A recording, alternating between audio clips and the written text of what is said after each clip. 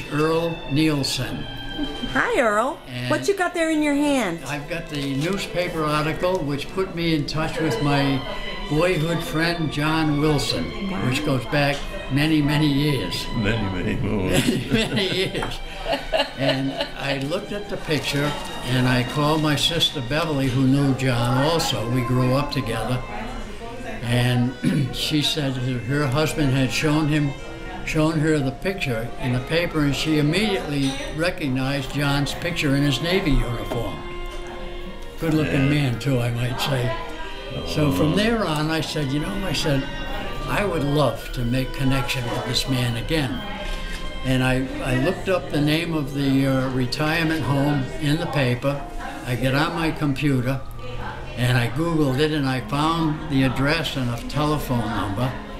So I called and I asked if John Wilson was still a resident here, and they said yes. And I said, well, could I talk to him?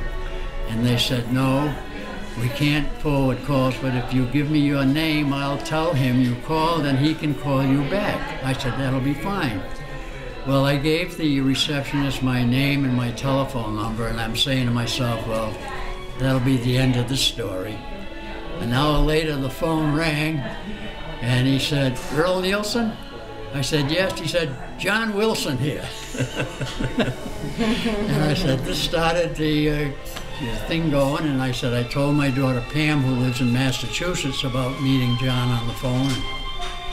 She said, Dad, she said, I would like to go with you the day you go up to see him. And she said, I will drive. And we decided that Wednesday, the 9th of May, afternoon would be a good time. So here we are, and I can't tell you how thrilled I am to see him again. Now, what is something that you remember from growing up?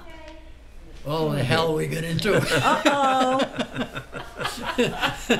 Right, John? How about, tell me a story that is, that you would tell your grandmother, what?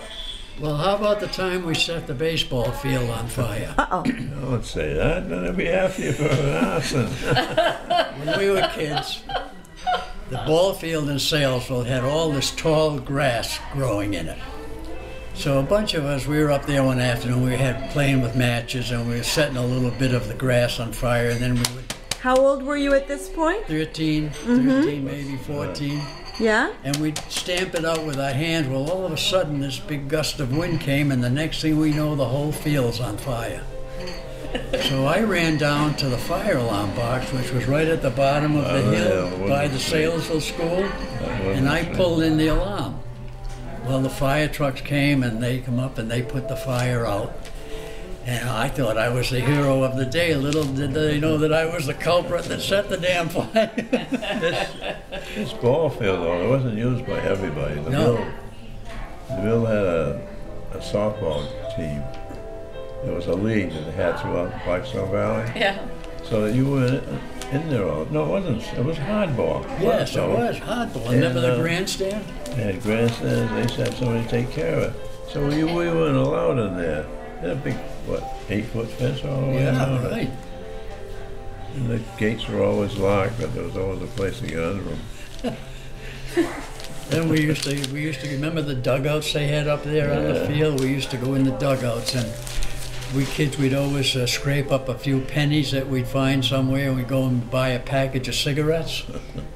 10 cents for a package of cigarettes. We'd go up to the ball field, get in the dugout, and make believe we were in the war. We'd be fighting in the trenches, smoking cigarettes, getting sick as a dog. But we had some great times up there. When we were growing up, John, those were the golden days. Oh, they were. Yep. I mean, everybody. These golden years aren't the same. No, they're not. But everybody knew everybody, and they'd do anything they could to help one another, and had a lot of fun in the meantime.